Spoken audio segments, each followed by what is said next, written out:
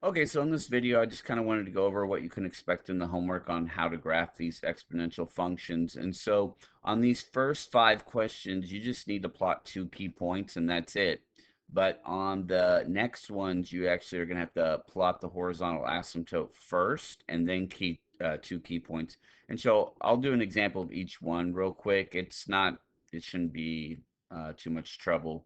So let me pull up an example. I've got one open here.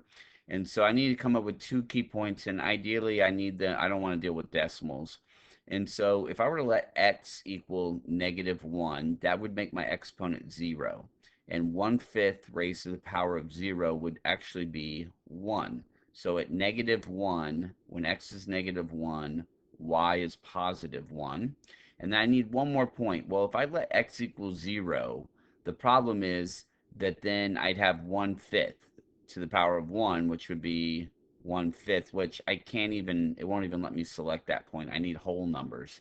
So I'm actually going to go in the other direction. I'm going to let x equal -2, right? So if I let x equal -2, -2 plus 1 is -1. Well, if you remember negative exponents, you're going to do the reciprocal. So this would actually become 5. So when I let x equal -2, the return value, my y value for this function will come back as 5. And then I'll just go ahead and press submit.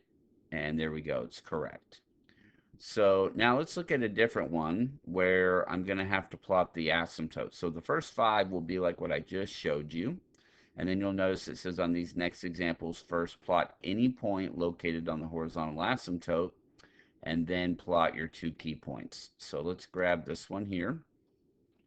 So um, what I'm going to do here, so my horizontal asymptote is always going to be that constant on the back end right here. So this can be at -1. So I just have to plot a point anywhere where x is -1. So it doesn't matter where I plot it.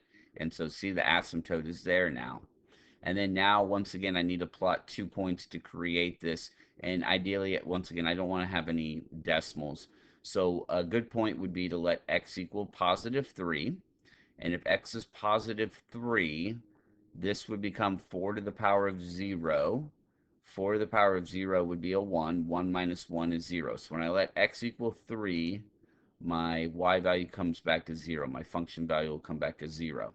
So I have my first point. Now I need to get a second point. Well, if I let x equal 4, 4 minus 3 is 1. 4 to the power of 1 is 4. 4 take away 1 is 3. So when x is 4, my return value, my y value, comes back as a 3. So I'm going to plot that right there. And so then I'm going to go ahead and submit. And everything looks good. So the only difference on those next couple is that you have to plot, and I could have plotted that point anywhere. So you plot any point on the horizontal asymptote, and then plot your 2 key points for your graph right there, and you should be in good shape. Let me go back and look one more thing.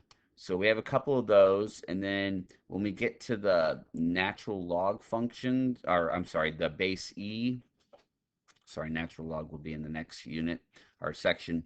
The base E functions, they had them where you could draw them, but it was kind of messy. So on those, these should come back as multiple choice. So when you have the base E, you won't really have to worry about drawing that. That shouldn't give you too much trouble.